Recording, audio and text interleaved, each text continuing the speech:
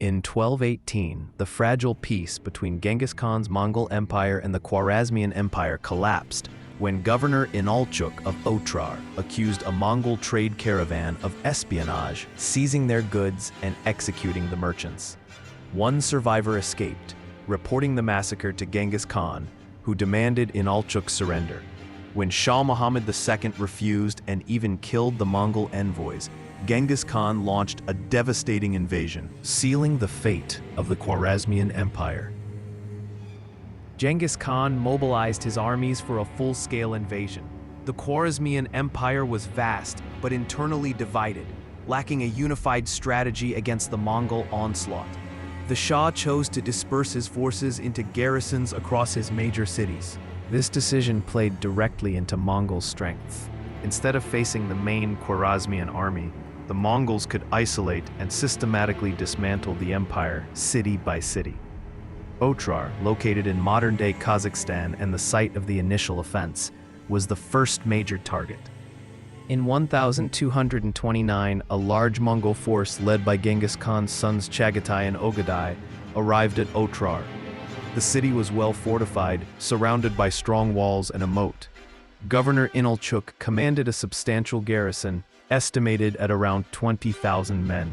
The Mongols immediately began their standard siege procedures. They encircled the city completely, preventing anyone from entering or leaving. This cut off supplies and reinforcements. They employed psychological warfare, often sending messages demanding surrender and promising harsh consequences for resistance. They also used captured populations as human shields or forced laborers in the siege works. The Mongols were masters of siege warfare, adapting techniques learned from conquered peoples, particularly the Chinese. They constructed massive siege engines on site, including catapults and trebuchets, capable of hurling large stones and incendiary materials. They also used battering rams to assault the gates and walls. Mining operations were sometimes employed to undermine fortifications, though this was more common in later sieges. A key tactic was the constant, relentless pressure. Mongol forces would attack in waves day and night, exhausting the defenders. They were incredibly disciplined and persistent. The siege of Otrar proved to be a difficult and lengthy affair. Inalchuk and his garrison fought fiercely, repelling Mongol assaults for several months. The city's defenses held firm against the initial attacks. The Mongols maintained their blockade, slowly starving the city and wearing down the defenders. They continued bombarding the walls with their siege engines. After 5 months, a critical turning point occurred. A general within the city garrison, named Khwarazmian, defected to the Mongols with his contingent of troops. This betrayal severely weakened the defense. With the outer gates compromised by Khwarazmian's defection, the Mongols poured into the main city. The remaining garrison and citizens fought desperately in the streets. Governor Inalchuk and his most loyal troops retreated to the inner citadel, making a final doomed stand. They held out for another month, fighting until only a few defenders remained.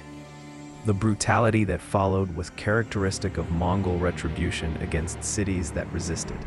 The citadel was eventually breached. Inalchuk was captured. According to historical accounts, Inalchuk was executed by having molten silver poured into his eyes and ears, a gruesome punishment symbolizing his greed in seizing the caravan's wealth. The remaining garrison was slaughtered. The population of Otrar faced a terrible fate. Many were killed, while skilled craftsmen and young women were often taken captive and sent back to the Mongol Empire. The city itself was systematically looted and then largely destroyed, left as a stark warning to others. The siege of Otrar was more than just a military victory. It was a brutal demonstration of Mongol power and their unforgiving response to defiance.